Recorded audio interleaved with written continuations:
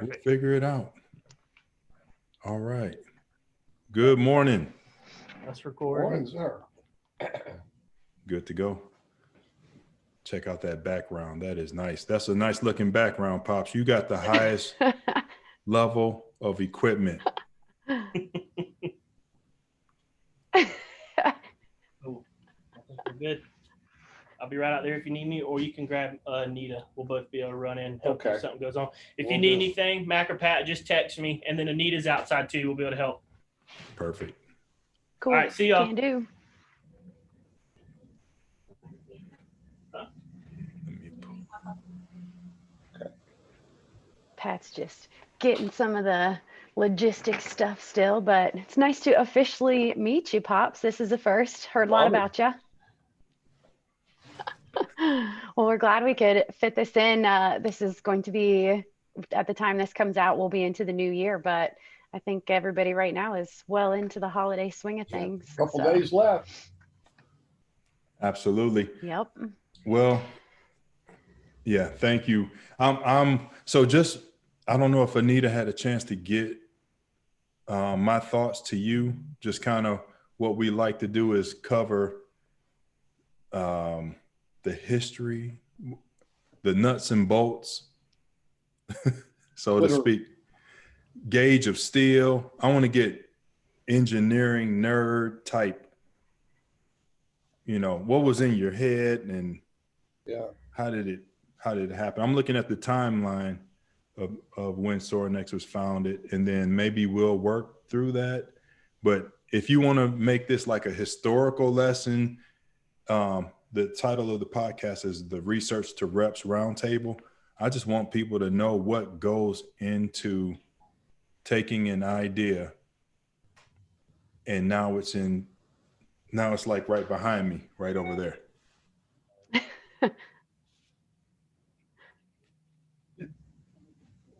Just tell me when you're ready to start and we'll do it. All right. Mac, you have anything else? What? Yeah. No, I think just like you said, starting from the beginning. This will be our Yeah. first one, you and I, where we're doing the Zoom. So,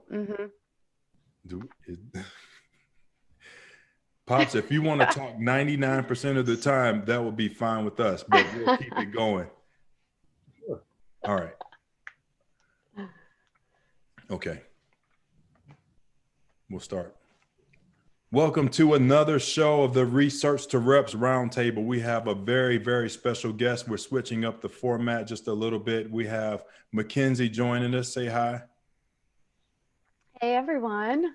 Yep. And we are interviewing Pops Sorin, Richard Sorin.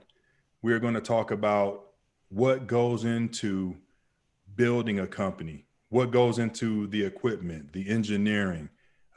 We want to know, how did we get to the point where he had ideas in his mind and it came to fruition where it's now a factory building equipment, whether it's in people's homes like the Sorin right behind me, or in weight rooms that I've seen and worked in. So without further ado, welcome to the show, Pops Sorin. Thank you so much. I'm excited about starting a good week today. This is a super Monday for me. Always good to see your face. We go back quite a ways, I guess. Yes, You're not much different than from the day I met you. You're still big as a house. But I think I was thinking back this morning, really what it took to get this off the ground. And from a mechanical standpoint, and from a what I have on my wall up there, a resolve standpoint, be able to decide what to do and follow it through. I grew up as an only child, and my world was a backyard. And as young as I was, all I had in that yard is all my world. So I would have to take things and use them for not what they were, but what they could be. And what my interest was from age 5, when I took my first barbell to kindergarten, was strength. I admired it. I felt drawn to it. I wanted to be part of it. When I started building anything was probably quite young, probably 5th grade. I used my neighbor's fence, which he wasn't real happy about, as a vise to hold angle iron. And I used my hacksaw to cut pieces of metal. And my idea was that what existed could be better. And from the gift I had of being mechanical and the drive I had, either being out in the snow or in the heat, I would be out there building away. And I had people, teachers in school that allowed me to do a little bit over the top things from the typical people in shop class, because I think they believed in me and they saw what I was trying to do. I built several benches and racks and dumbbells for my little basement, which I could only stand up. I couldn't lift overhead. So I could deadlift 400 when I was 12, but I probably couldn't press 100. Dang. So it was way back. The desire went way back. I would take pipe fittings and convince my neighbor to let me cut the pipe fittings in half to make squat rack hooks. And he wasn't real happy about it, but he burned up his bandsaw. But I always saw it in mechanical ways. The first place I went to was the Elizabeth YMCA outside of my home, and they had typical 50s and 60s equipment, which was simple. It served. It was non-adjustable. It had no weight storage. It had no wheels. It was narrow. The pad was a joke, but everyone lifted. Everyone had a good time. People like Dave Draper trained there.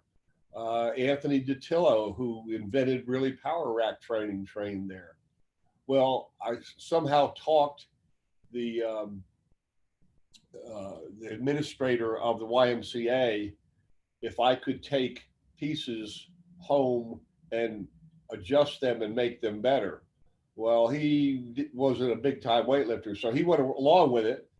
And I did that. And when I widened the bench and made it adjustable or changed the power rack, they literally were going to tar and feather me, because they were used to what they had and that was it. Even though they had to do an extra rep and a half to take the weight off, they would do that. And when I made it adjustable, they were ready to kill me. They really were. But finally, when people started realizing there are better ways to do things mechanically and still strong and even safer, I started getting the idea that this is maybe a thing that I could continue to do, because it allowed me to be closer and respected by strong people.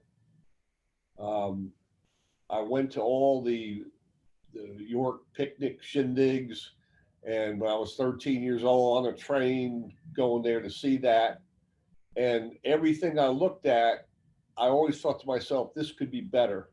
This could be stronger. This could be safer. It's not two little screws holding a bench together. It's a strong bolted system. If you look at metal today, people are talking different gauge metals, 7 gauge, which is probably 1/8 of an inch thick, 1/4 inch thick, 11 gauge, which is standard 3/16 inch.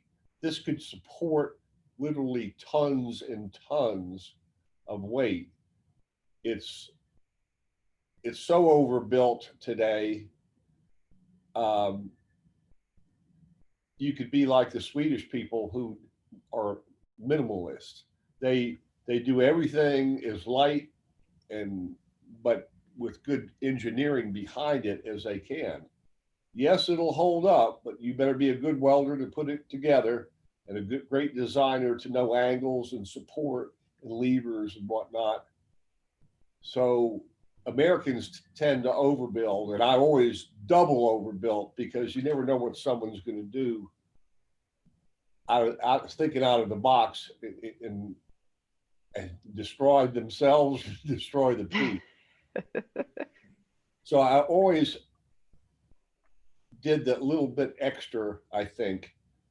I call it redundancy, to add extra braces and extra things to make it mechanically stronger and better.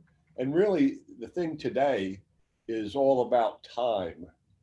If you change one pin, one wheel, one anything, just move it in a different direction or make it more adjustable, you've saved hours of training time for large teams. And since it's limited today, as far as the amount of time you could train, the better, safer, quicker you could use a piece of equipment, you're going to win. As you multiply that times all the people in the room using it, carrying capacity. Yeah, and I bet that's actually something that very few, even strength coaches who are in it, in the weight room, and they see that time save, I bet very few of them have even really given much thought to how the engineering of equipment factors into their time with their team. So can you take us through, I know from the beginning, you've always just had that creative and like kind of engineering mindset, but what's the iteration process like today so that you guys can have that time saving, but durable and like all that stuff that goes into the equipment process? What does that look like so that it can make that big of a difference, even though we on the consumer side of it don't necessarily see it? In the old days, the biggest, strongest player that didn't go into the pros became the strength coach. Okay, because he had respect, he had knowledge, he had the muscle to back up what he was telling you to do, right or wrong, and you had a lot of time. But as that changed, things became more scientific. Things became time oriented, where you had to get the job done in 60 minutes, not 62, but 60 minutes. And with that being said, it gave rise to doing things not like one bench that everyone stands around waiting their turn to use, but if you ascribe to do those things, to do the bench press, you're going to have a system set up that you're going to be able to do it 8 at a time, and then move on like a wave and flow to the next thing you're going to do, which is going to be possibly an accessory. And the closer that accessory is to you, and the more available it is to be adjustable for each and every athlete, different size and weight, the better you have it. You could say if you got into super efficiency on laying out a weight room and equipment that is flows where you don't have to move 10 feet during the whole workout, you save so much time and so much efficiency, you're going to have a stronger, better team as an end result. Pops, I go back to, I think when the first time I met you, I think it was 2003, I think 2003, maybe before that. And you are always at the conferences, and Sorin is always having conversations with the practitioners, the coaches. And so I'm hearing when you say at 5 years old, you were turning wrenches. So when you are being presented an idea from a strength and conditioning coach, hey, here's my issue, you're going back quite a few years and a lot of experience to solve a problem. And so how does your mind work when that happens? That is probably the ultimate turn on for me. Someone that is in the trenches and they want to do a particular move or something, an adjunct to their training that's going to make their people better. You don't train weightlifters to be, let's say, football player. You don't train football players to be weightlifters. You train them to be very efficient and strong at their sport. So as much as that coach could tell me what they want, from the background I had in actual lifting and training and mechanical, which is, it's not a real common mix, but I was lucky enough to have it. And I think always out of the box. I look at my desk right now, which is a total mess, but I could think 20 things I could do with my coffee cup other than drink out of it. That's the way you have to think. You don't look at something for what it is. You look at it for what it can be. And is it as good as it can be, how it's being used? Most people will only take something as far as what they either see and can copy, or that you get by. But if I could save you, as hard a trainer as you are, if I could save you or give you an extra 5 minutes of training a day, time under tension, how much stronger could you become? You could get a couple extra sets in. You could do another exercise. You could safely move guys through the program without having to spend half the time adjusting barbells and weights and moving them around and go looking for things. And when they get out of your sight, because they have to go over to a dumbbell area instead of the dumbbells being on the platforms, as we've done in some situations, then it's huge what you could do as a good coach. Now you have to do your part in training, and you have to have the knowledge on how to use these things. And it's our obligation to show you something. It's so hard to get something new across because racks have been around since I was young. 1947, the first power rack came out, and they haven't changed very much until we started kind of tinkering with them and making them like a pod, a station where you could do many things and not have to leave. It's mechanical efficiency. And so when you are making these adjustments and improvements to current equipment, how do you know when is there a point when your brain's like, okay, this is different enough, this is good, this is what I was going for? Or is your brain always thinking of ways, even the equipment that you have out right now, if you're thinking of, okay, what's next? Like, what's the next generation of things? Like, how, if it was me, like it's like an artist, how they never feel like a piece of art is perfect or done or complete, but at some point they just have to put it out into the world. And so what's that point for you where you're like, you know what, I gotta get it out there? I'm never really happy that something is completed. I can always look. I'll just go out in the gym sometimes and just look at things, and what I'm looking for, I'm not really sure, but when I see it, I know it. Can this bar be better? Does it need to rotate? Does it need to be thicker so you could get an extra training value out of grip strength? All these things kind of go through my mind, and how it occurs. It's like being an artist. It really is. I don't like to do repetitive things over and over.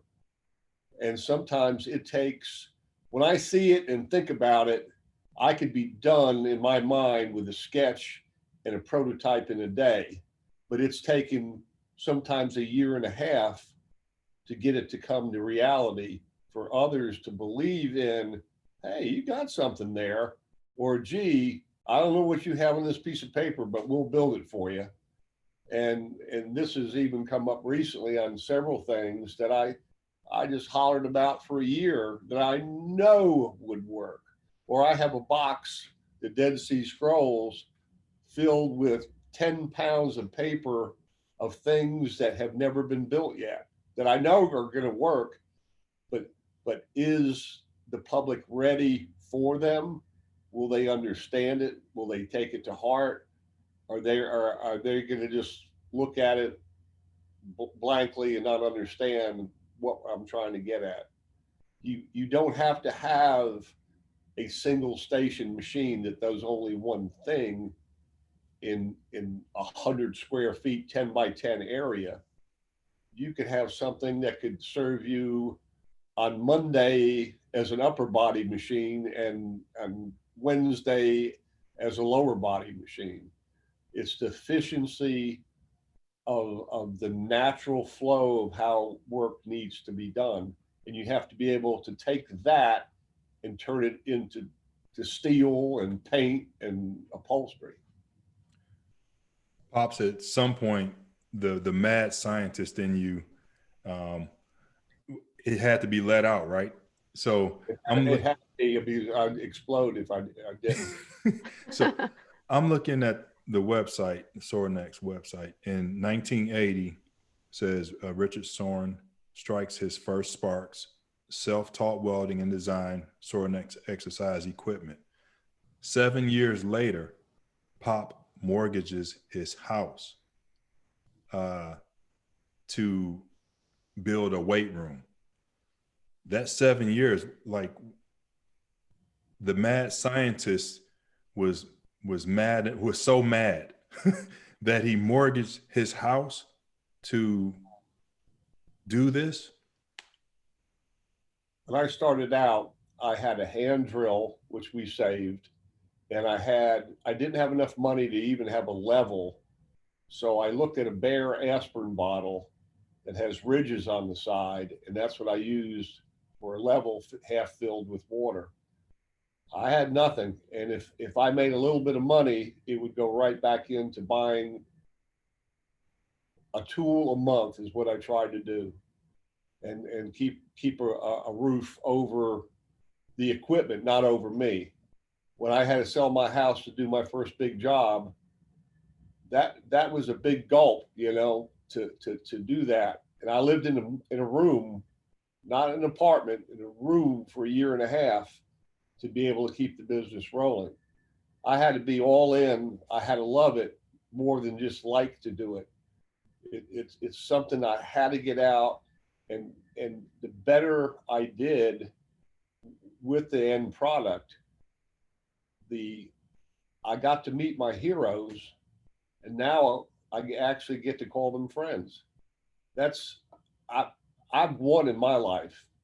I worked hard for it, but I won. It wasn't about a company. It wasn't about money. It was something I had to do, and I had that gift, and I hate waste. And if you use your mind to the best you can, and then some, an extra 10% a day, at the end of the year, you come out way ahead of the bubble. So it was a number of gifts that I was naturally given that I decided to use to get closer to strength. And so we're here 40 years later after you first, lit that spark to start the madness, as Pat said. I think a lot of our listeners aren't even 40 years old yet. So do you think, like, this year being such a, milestone year, being 40, what was that like? Like, what was the kind of the feelings that you look back on those times with it, and now knowing that you've come so far, and it's, the family business and things like that? Like, there's so few companies out there today that have the history like Sorin does, and that have, the quality and the integrity. And I mean, there's nobody out there in the world that thinks anything bad about Sorin that I've ever heard. It's just the reputation that you guys have. It's really just incredible. So what does that feel for you to know that you built this? To be around still, and I guess I'm 5 years past retirement right now, and I won't quit until I'll probably die under a bar. But to see something that you started grow in a positive way, and sometimes the times today are a lot different than 40 years ago. The things you take for granted to see in a weight room, or how business is done, or whatever, was not a thing back then. We didn't have even phones. We didn't have pagers. When a steel truck showed up on 100-degree July day with 10,000 pounds of steel and hot from the sun, I'm the guy, the forklift that unloaded it. There there's things that I think about that almost make me ill if I had to do them again. But I said to myself the other day, it was worth it all to see these people dedicated that are really craftsmen, because now we have the tools to do things with. I look at Tennessee, which was the second biggest room we did, the second big room we did, and how beautiful that equipment was and how far ahead of the time it was. And it was built one at a time by hand. And what a challenge. And today we could have a machine out there, a laser that spits out an upright every 60 seconds instead of me doing 7 uprights a day maximum for the whole company. Now we could do 107. It feels so good to see that there's people out here that have picked up the torch and they're carrying it proudly, and we're establishing jobs and protocols that all other companies don't seem to be following closely. They're not catching up yet, and I'm real proud of that, to see my dream and still be alive here on earth. It means a lot to me. You know, I'm not out there drilling uprights, but a couple of years ago I was. Mm-hmm. And just to be able to be able to think and see something in a day come to reality and help people, and they actually get it. They don't look at it like, what's that? They get it, because the education now is starting to come on strong, and people aren't just the strongest guy in the room that's a strength coach. He's a guy that knows how to think training and protocol and safety and things like that. So I thank God every day that I've been blessed in such a way. Out of all of the equipment, who knows how many patents you have? What pieces of equipment are you most proud of, and why? There were some pieces of equipment that I would look at something and I would actually, I was so anxious to get it out. My son still has I guess you call them barf bags, that I drew out one of our best pieces ever on the plane flying back from California, because I had to get it out. I had to get it down. The idea of, for example, a base camp rack that has 1,140 holes in it, I had such a struggle with people accepting it, wanting it, buying it, understanding it. Even my son, he what are you doing, Dad? Why? What is the people that were building for me at that time? They didn't know what the heck they were even doing. They were drilling holes where I told them. And it took a little more than a little time to catch on. And that is the one thing that's changed the entire industry, the strength industry out there. And I knew it was right from the get-go, but it was convincing other people to believe in me, believe in, gee, if he has an idea, it might take me a little while to understand it, but we better be listening, because something's about to change. As we're working on some things right now, I'm not the guy that wants to protect it. I want to give it to the world. And that was perhaps a mistake business-wise of me not patenting a number of things, which we do now. It's part of business, but that's not my thing. I want to build it, get it out there, and get it right so the world can enjoy it and become stronger. It's been a big change. 40 years, you know, I have t-shirts 40 years old, and not many people are coaching 40 years old. That's hilarious. So they say, you know, there's a saying of, I think it's, what is it? Form follows function, or function, whichever way it goes. Help me out. Which one is it? Is it it's form follows function, right? Right. Okay, yeah. So when we have coaches out there that are saying like, wouldn't it be cool if, I've got to believe though, just as many good ideas that there have been some terrible ideas. So like, what are some of the, I mean, shake weight aside and, things like that are just ridiculous. But what are some of the pieces of equipment that you think that are just, I mean, either overrated or there's a better way to do it? I mean, because there's got to be a better way, right? There's always a better way, but people tend to cut it off when it's good enough to get by. And that's where the mistake is made, because you do get more efficient. You do become safer. It's going to be a better outcome across the board.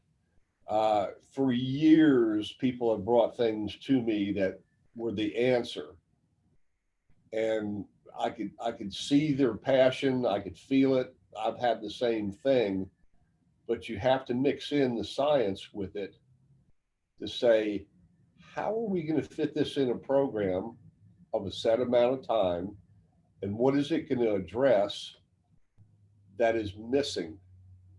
When you have, let's say, a football team that has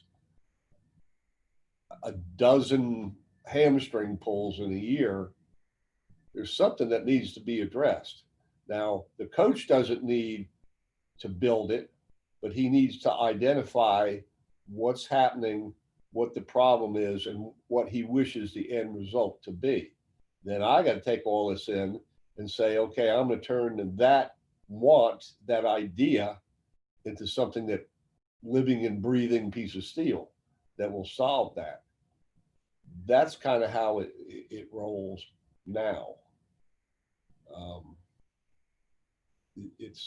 There's going to be racks and benches for the next 50 years when I'm long gone, but the format of how they're going to be might be different. They didn't realize that when the use of barbells started with Olympic weightlifting, that you have to have a barbell that rotates, because their movement does change and roll over with your wrist. Well, powerlifting came after that, and the only thing they had to do powerlifting on was what was left over from Olympic weightlifting. Well, there's no movement in powerlifting that you need a bar that rotates. Duh. No one's ever thought of that, but that's the truth. But why do they still use an Olympic weightlifting bar that's probably too short and not strong enough? Because that's as far as they took it, and it was good enough. You can always tweak things, always make them better. I kind of wonder today, I see all these big, I love deadlifts. Was my thing. And I was blessed with a good grip. So that was never an issue for me, that my grip would give out before my back would. But everything you see today, they're using straps. Why? Because it's a rotating barbell, and it doesn't have to be. But some people get smart and get with the program. We're working on it. But is it top secret, or are you allowed to tell us what you guys are working on to improve? Top secret. Top secret. Top secret. Figured it was worth asking. Well, the thing is, people could copy you, but they don't know what you're thinking before, during, or what's coming. They don't know where they're jumping on the train. So they copy something, throw it out there, and they don't even understand what they're doing. You have to have a vision of the whole deal, where it's going, to really make a good piece of equipment. You do. And I think that's an edge we have. We get together, I'll come up with, let's say, an idea, a sketch, whatever. We'll have a meeting, and there's 5 sets of trained eyes on something, and we just play with it. We do old school stuff. I cut out cardboard. I don't do AutoCAD, but I can make something out of cardboard that'll work in 5 minutes and show you it's going to function and how it will or how it won't. those kind of things. It's a lot of old school stuff, but that's how my thought process is. You know, to hire a man who's an engineer who doesn't lift, who's never been under a bar, or never got stuck in a bench press, is he the best person to design your equipment, or is he just saving you money, making it cheaper, or copying the next guy out there? See, it's a chain of events that roll into the final finished product. I think what you're describing is culture, because you're not going to hire someone that doesn't understand what you're about and what you're trying to accomplish. And I remember Josh Stoner came back after attending a Summer Strong event, and he talked about it, and it was hard for him to find the words to describe it. So what is Summer Strong, and did it come about because of the culture, or is the culture kind of shaped now by Summer Strong? It has changed. The first one, my son asked me, he goes, "Pop, it's your birthday coming up. We want to do something special for you. What do you want?" And I said, you know, what I would really like is a bunch of strong guys get together, cook some food up, and go in there and play with the weights, just kind of, you know, non-scripted, and be close to strength and be close to those people that have helped me build a business. And that's how Summer Strong started. It was my birthday party. And by the end of it, everyone was happy, drunk or whatever, but we had a heck of a day with it. And we saw where, as a family I never had growing up alone, I had a family then. And all of our customers, all of our coaches, all of our friends for the last 40 years are my family. And as it moved on and became more and more popular, my son has done an amazing job of adding science to it, putting people together that would never meet in a lifetime and find a common ground to talk about. It might not be weightlifting, but it might be something about organization or setup or whatever, or hunting or fishing or whatever. But it gives a quality format for strength to grow. It's the water that tree needs. And to see 600-800 people show up, take the time to do it, not just go to a dull meeting, but really learn and have new friends that they could share ideas with and bounce things off of, or see something new and try it and say, gosh, that does work well. Hands-on kind of stuff. That's where I think Summer Strong has grown each year. And it shows our culture. I never forget my first foreman. I always asked him, I said, I could write a plan down on any kind of piece of paper, and when you bring the first prototype to me, it's always 95 to 100% there. He says, I know what Sorin X looks like. And he would not bring me something that would be less. Now, how he figured that out by knowing me, because I raised him up from 10 years old, he knew what would fly, what would work, what would be strong enough, those kind of things. And if you have a coach that is very strong in one area, but maybe he's not mechanical, maybe a visit here during Summer Strong has brought that into his toolbox, where he could say, gosh, if I did that, or I could have Sorin X do this or someone else do this, I will have a better training program. It's just adding to their lives, and where maybe those little places were being missed.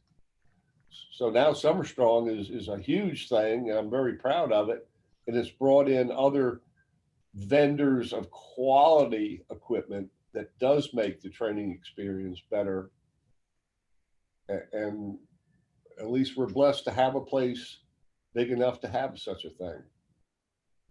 You know, it's a wonderful couple days. Yeah. And you talked about growing strength, and a lot of times when we get someone who's been in the game as long as you are, it's nice to talk about, how things started and where, kind of the good old days and the old school. But I think, especially hearing how your brain works and how your mind, processes things, where do you see kind of the future of strength going? Like it's getting, becoming more prevalent and more like people are acknowledging the benefits of it. So it's getting into people's homes, especially during quarantine. I mean, everywhere gym equipment was sold out. You guys are getting into the military and things like that. Like where does the mad scientist see the next 50 years of strength going? Well, you have to look at that because they said something approximately 40% of people that used gyms or fitness centers are going to be at home training hereafter, even when COVID is gone or whatever. And you have to think about that, how it's a lot different to have a university funding a weight room or during the summer, an athlete leaves a university and goes to a gym that is terrible. And you've seen that before, that it all needs to kind of level out where everyone has a fair chance at it. Yes, money matters when one person's buying as opposed to a university buying. It still has to be quality. It has to be efficient. You might have to scale it up or down as far as in magnitude, but it still has to be right. As I said, my foreman, it has to look Sorinex like, or else it's not going to be built by us. We're not into consumables. We're into something that's. I went to one weight room that I could just close my eyes and just rip off all the dimensions of every bit of that layout, and it was 20 years ago. And when the job was done, that we did our second job for them, coach asked me, he says, you have a minute? And I said, sure, coach. And he walked me over to a field house, and I didn't know I thought maybe his office was there. And every bit of that equipment that we built 20 years before was being used by every Olympic sports team. He says, it's good as the day we put it in. He says, I just wanted new and pretty stuff that you had. I was so proud of that it continued to serve and grow and actually morph into different things, because that's what I try to make a piece where it's not only one thing, it could do other things.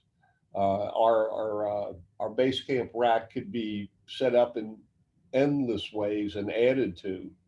Yeah, there's gonna be some wear on the paint after a while, but it'll be there probably after I'm gone, and that makes me proud.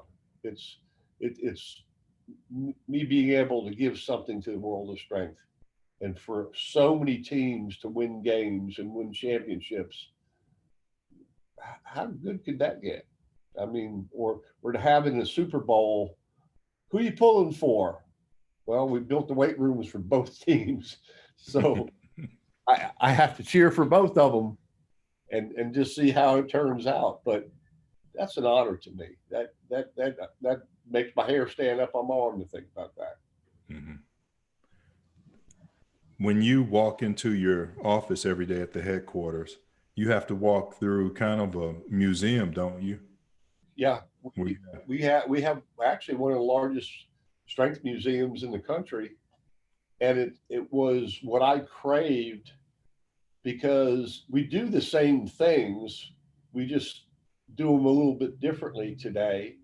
And what existed then, which I really marvel at, the first guy to come up with anything, is being used today. As I said, 1947 or 48 was the first power rack.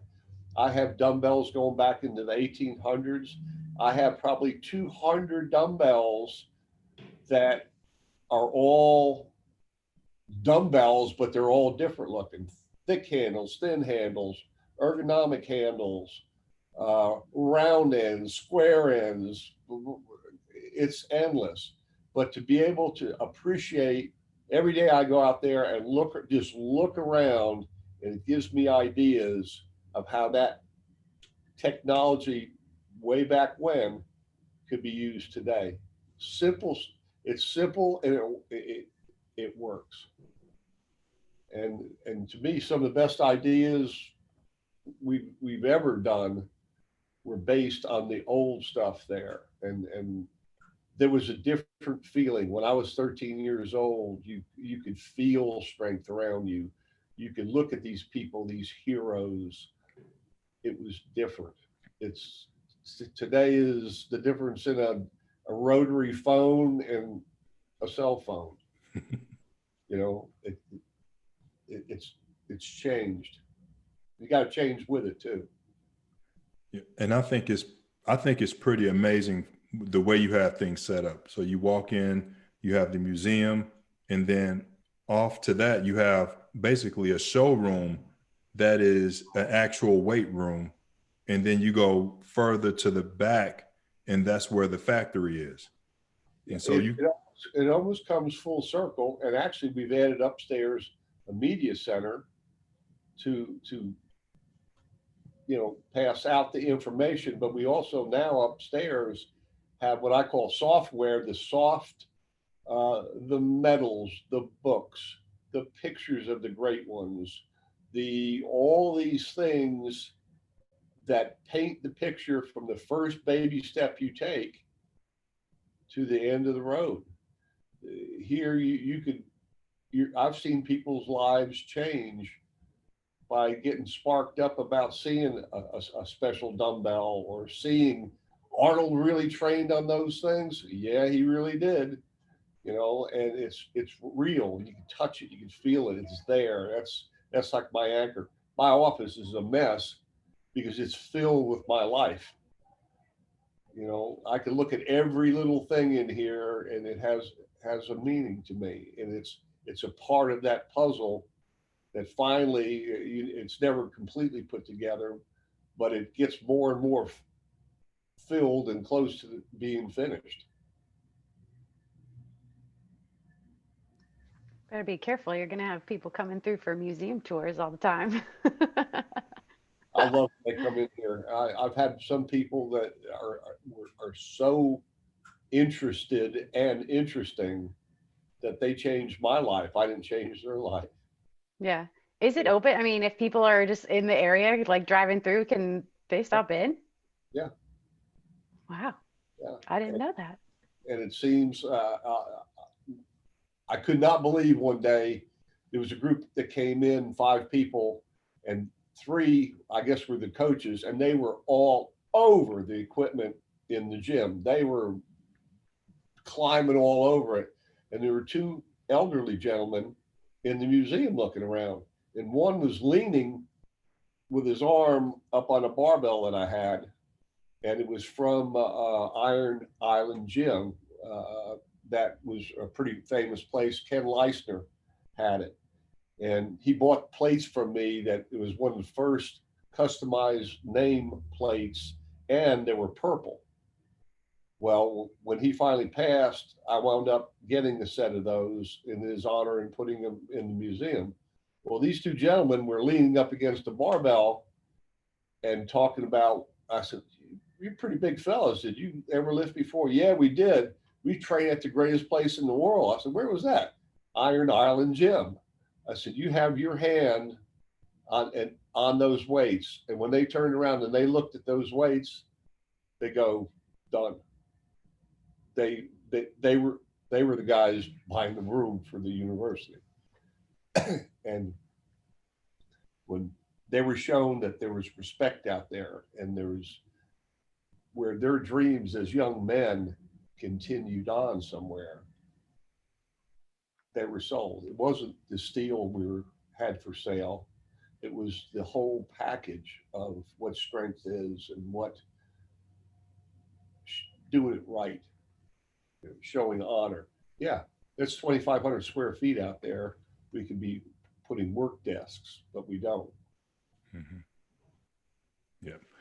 The story matters. Yeah. And I knew it didn't take me long after first meeting you that the person, you are a people person.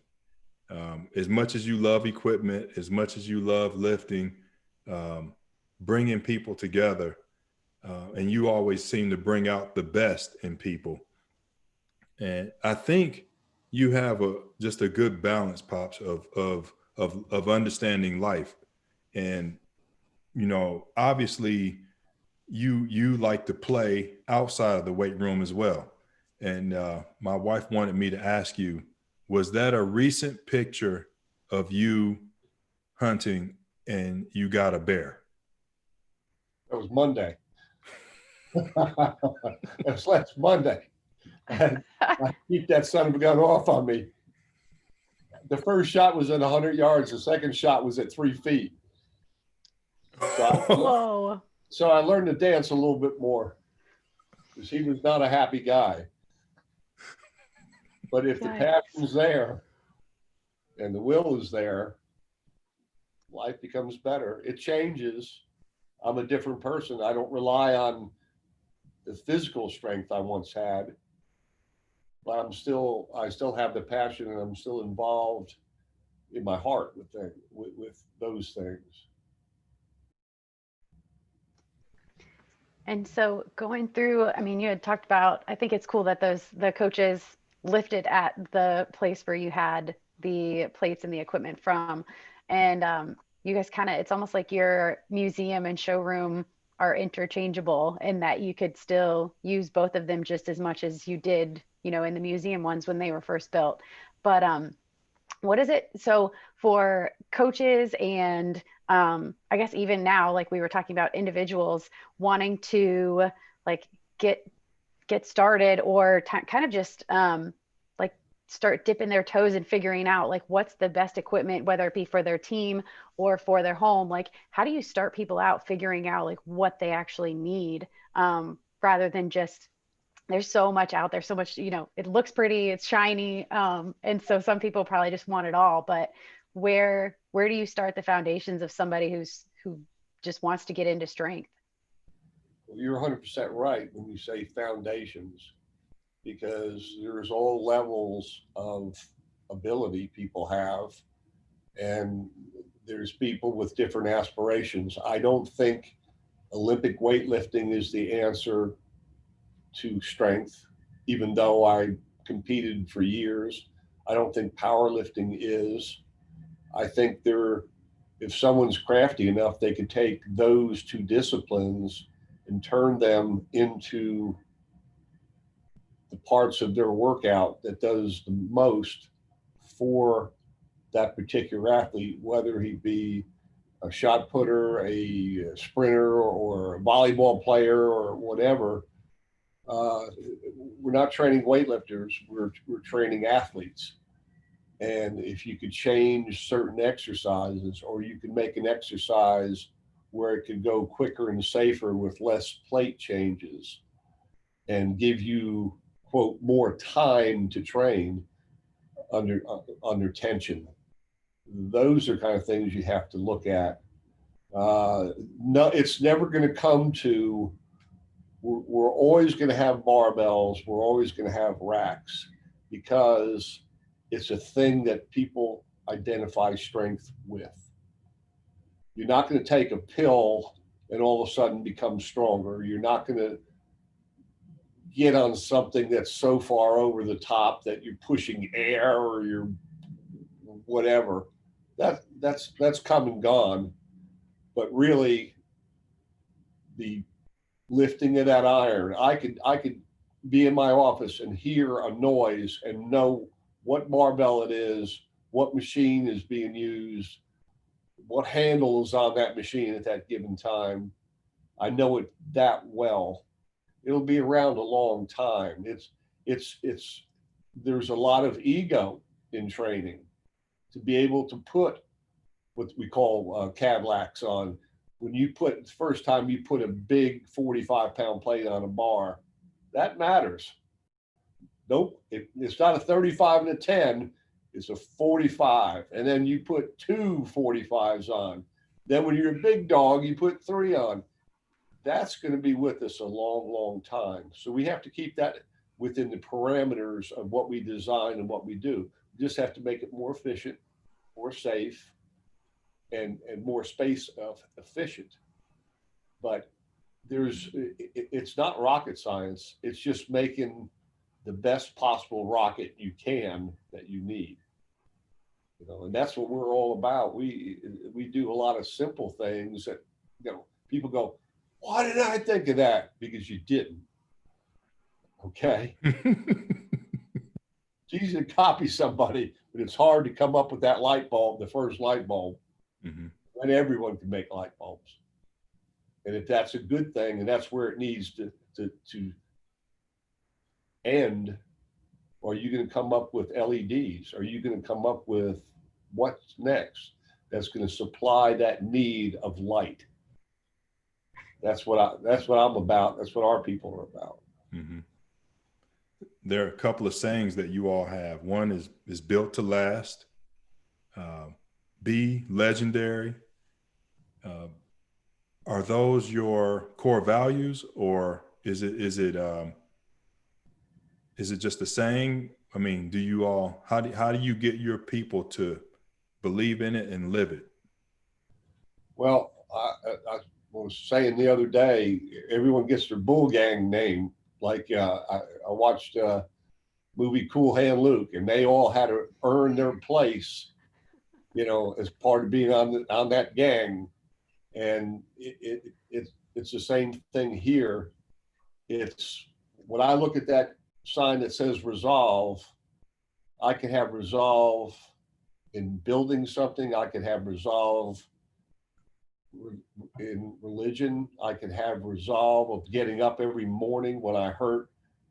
As long as you have the resolve to do something, or why live a plain life when you can live a legendary life and change other people's lives? Why cut yourself short?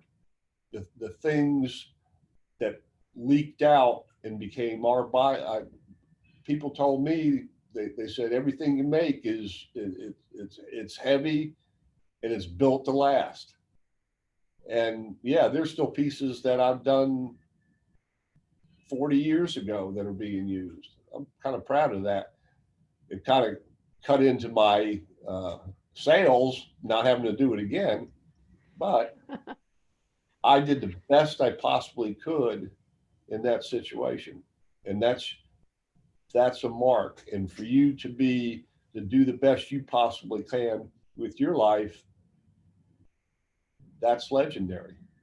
And that's a high point goal that people should strive for. I had a friend that would do 105% of what he thought was possible in a day. And at the end of a year, you know how far ahead he was?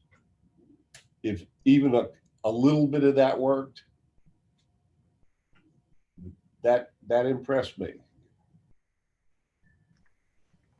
Yeah, I mean, do just all you can and being the best you can by other people, and the rest will follow. yeah. And so do you find, I mean, obviously we're familiar with Built to Last and Be Legendary, but people who come seek you guys out, do you help them become legendary, or are they looking to, like, do they come seek you out because of the reputation that you guys have? You know what I mean? Or is it kind of, I'm sure it can go both ways, but I guess what I'm getting at is people, you guys have a reputation about you. And so is it those kind of people that seek you out, or do you consider yourselves motivators to make other people live more legendary? I think we've always tried to be motivators. I received a text yesterday of a third generation. I taught the father the son, and now his son just signed on with Clemson for football. And he sent me a thank you note after 40 something years, that the gift of inspiring him is what was passed down in his legacy to his sons. And if anything good has come of this whole thing, that has. You know, as I said, it's never been about the money. It's been about the joy and love of doing it, and the people whose lives you could actually see change by virtue of what you've done or shown them they could do. You know, that's huge to me. It's just not selling stuff. I don't know if I could say, I don't know if I could be in the refrigerator business unless it was the neatest refrigerator in the world and it would do such cool stuff. I don't know, but I couldn't sell refrigerators, but I could tell you a lot about weight equipment by living it and being part of it and being dedicated to it. I have scars all over me from my dedication. I don't need tattoos. So here's a question I've always wanted to ask, because this had to come from somewhere, but Pops, what's up with the mustache? Why is that a thing with Sorin-X? Well, I think two ways. I never had much of a beard, so when I could grow a mustache, I finally did. But the old-time strongmen always had handlebar mustache, and you look at them and you get that. I would get that certain feeling of the honesty, the purity of real good old-time strength, and ready to throw down anywhere. I mean, you don't have to be I train in my clothes. I could put whatever I want on, but I'm there to lift. I'm not there to style and profile. And that mustache, to me, as soon as I see it, tells me that strength wasn't invented today. It's been around a long, long time. And the respect has always been there. And I don't know if it's waned over the years that, oh, everyone squats 1,000 now, or how I looked at the first person to squat 1,000 as almost like a god, that a human being could do such things. And then they actually did it on something I built. Wow. You know, how cool is that? Many of my personal needs have been met through being part of this company. And I feel blessed, and I feel like I almost stole something because it's so good to me. Given me the opportunity to create something, you couldn't give me a better gift. That's awesome to hear. I mean, it's like I said, I don't know of anyone who said a bad word about Sorin-X. But you had mentioned the 1,000-pound, records, and whether it's, there's a bunch of people out there now that have done it. Where do you think the role of equipment plays in pushing the human potential? Like, do you see it enhancing it? Do you see it like making it easier? Like, do you think equipment advances are what have, gone from one person having done it to now several? What are your thoughts on that as from an engineering perspective on the equipment? From an engineering perspective, I think you're allowing more people to be exposed to training, not standing around, like I said, going to the Y and having one rack and standing there for an hour waiting to do a set of squats. Now there's multiple racks, and you could do easy height adjustments instead of bending down an extra foot to take a bar off and things like that. It gives you a better opportunity for success. I don't honestly believe, and I was so young when I started, I saw the greats that they talk about. I was around them. I saw them lift. I got touched by them directly, not read about them in a book. There has been strong people for a long, long time, but some of the gear that they're using, the better belts, better suits and whatever, if that's the protocol and everyone decides to use that, well, the strongest guy is still going to lift the most. So I don't think the human being, after being on this earth, 40,000 years, is better, but they have a better opportunity to be better. And I think the equipment plays a big role, and you can't fool yourself. You got to keep it simple. It has to work right. It has to be safe, but it has to be, when you walk in there, it has to inspire you. Not, you're only as good as what you're lifting on. You know, I've seen, I've been in Africa and watch them lift pieces of concrete on the end of a pipe. And they were bright, strong people. But if they had a nice barbell, they would do pretty well. It's give yourself the best possible chance you could have. And there's a learning process. I'm an avid hunter, and I finally found out a cheap rifle and a cheap scope is just a cheap rifle and a cheap scope. And your results are going to be in direct alignment with the equipment you're using. And you have decent stuff, your chances of succeeding are going to be pretty high. Well, we're glad you had good stuff on Monday. You know, I really am too. Because I was running out of options after the second shot. Wow. Pops, we're getting close to wrapping this up. Is there anything we haven't covered that you want to share with our listeners and our viewers? Just the whole research to reps and Sorinex, and, you know, is there something else you wanted to just put out there? You know, I really enjoyed this, and, you know, talking about the mechanical end of it. There's a lot of people out there that are trying real hard. And as I said, it's not rocket science, but they don't have the whole package together, the cohesiveness.